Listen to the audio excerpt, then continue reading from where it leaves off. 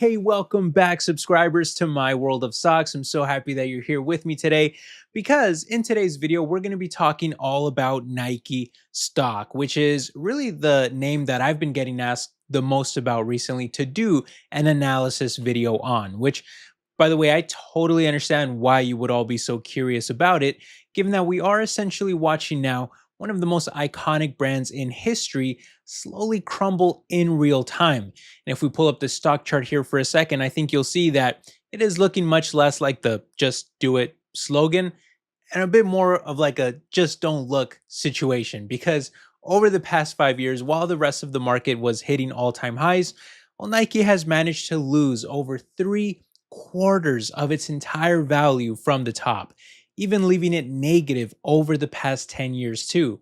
Now, think about that for a second. This isn't just some speculative tech startup. This is Nike that we're talking about. And yet, here we are sitting at decade lows, with their most recent earnings report sending the stock even lower, where it fell about 20% in just a few days' time, too. And even when they managed to beat earnings estimates, the market didn't really care. The stock dropped anyway because investors seem to have finally run out of patience with the whole trust the process narrative. And Nike's own new CEO, Elliot Hill, recently gave us the perfect metaphor for where the company stands today, where he was standing in the middle of a giant stadium out in Barcelona, which is currently going through a massive renovation, and he just looked at all the rubble, the cranes, and the dust, and he said, "This is Nike right now." Now, of course, he was trying to say that in a more positive light, like referring to Nike building back up their business. But ultimately, what it means for shareholders is that what you're looking at right now isn't the amazing might of one of the strongest brands ever in all of its glory. Rather, you're seeing a construction zone where a ton of work still needs to be done. And just like renovating a house, it's usually a project that ends up taking longer and costing much more than you originally planned. And similarly, here, the numbers from this latest quarter were honestly pretty grim.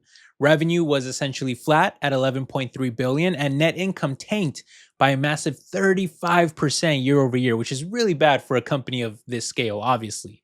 Now, much of that was driven by rising product costs and tariffs, which squeezed their gross margins down to about 40%.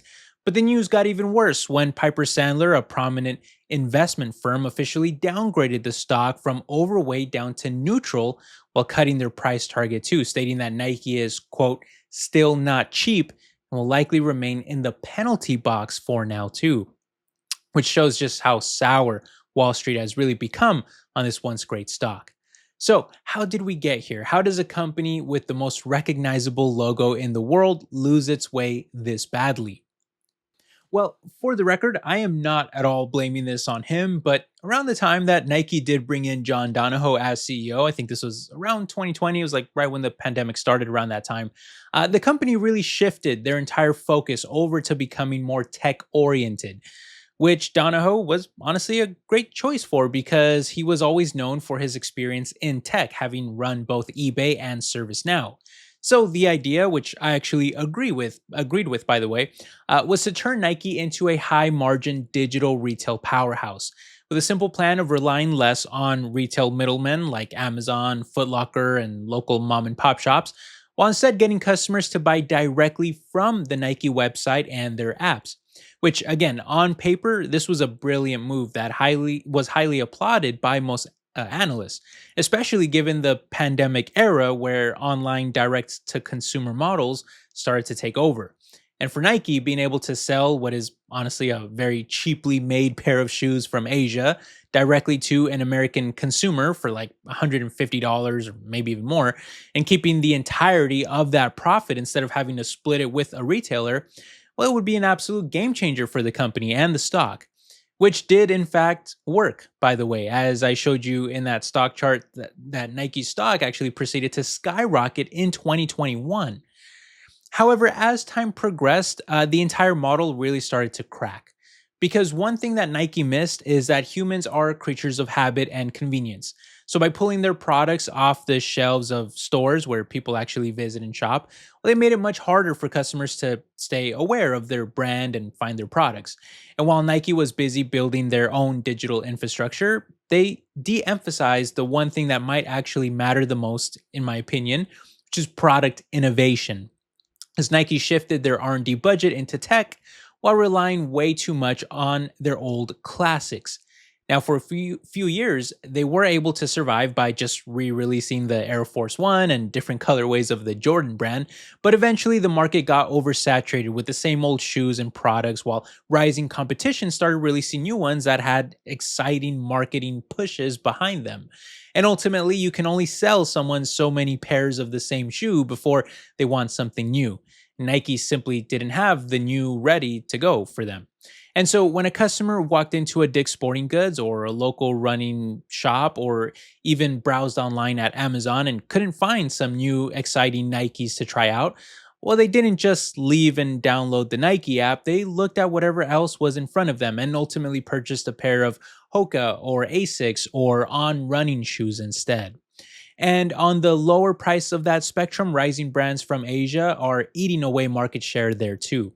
Speaking of which, not only did Nike have to contend with numerous, tariff issues in the region, but when specifically looking at their presence in China, that might be their biggest issue of all.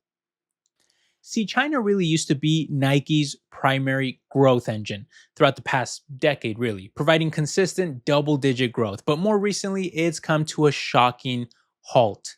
Last quarter, for example, revenue in Greater China actually fell by a whopping 10%, and management is now bracing for a projected 20% decline in the coming months, too. In other words, Nike is facing an absolute disaster in the region where a major shift is taking place among Chinese consumers, too, who are moving away from Western status brands and instead embracing local champions like Anta Sports and Lining. These local brands are faster, they understand the local culture better, they've signed numerous partnership deals with international stars, and they even offer the same high quality shoes at competitive prices. And so, if Nike can't win back the Chinese consumer, analysts believe that their entire long term growth story is fundamentally broken. And even back here at home, you have rising threats too, like On Running, Hoka, Salomon, and even Lululemon entering the footwear space now too. These are agile brands that aren't bogged down by decades of history or a massive retro business to cater to. They're instead focused on comfort, technology, and niche aesthetics that office workers and casual runners are actively seeking. Plus, to make it all worse, the entire retail market itself is going through a giant post pandemic hangover, where during the stimulus check era, everyone was shopping like crazy and even buying limited edition sneakers just to maybe later flip them for a profit. But that hype has largely died out now, and Nike ultimately found themselves with a mountain of excess inventory that they sometimes couldn't move, which forced them to rely on markdowns. But these discounts didn't just hurt their profit margins, they diluted the premium feel of their brand too. Because when you see Nikes on the clearance rack every time you go to the store, it starts to lose its high status or prestige factor. And once you lose that in the fashion world, it can be very difficult to gain it back.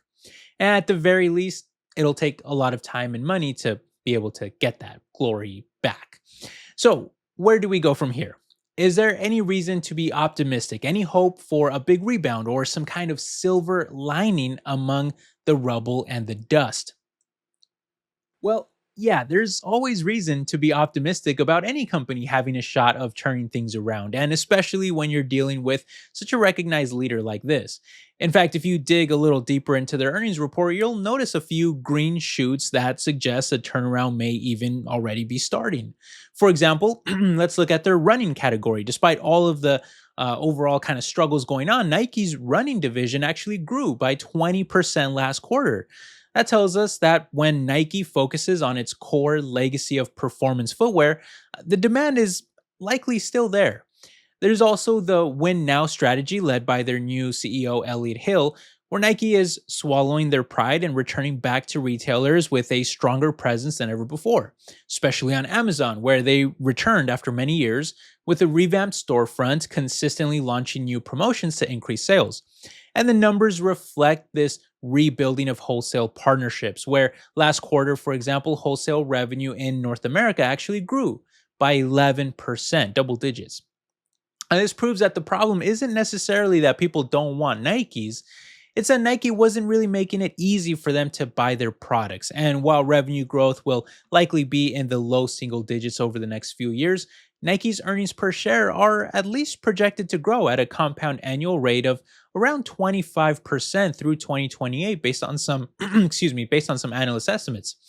Now, if they can actually hit that number, hit that target, uh, it would greatly outperform the broader S&P 500, which not only suggests that the company is becoming much more efficient, fixing their inventory issues and cutting out the tech bloat from the previous era, but it also suggests that the stock is likely undervalued compared to peers, especially when the dividend yield has now skyrocketed up to pretty much its highest level ever, quickly approaching 4%. At least it's the highest that I've ever seen it.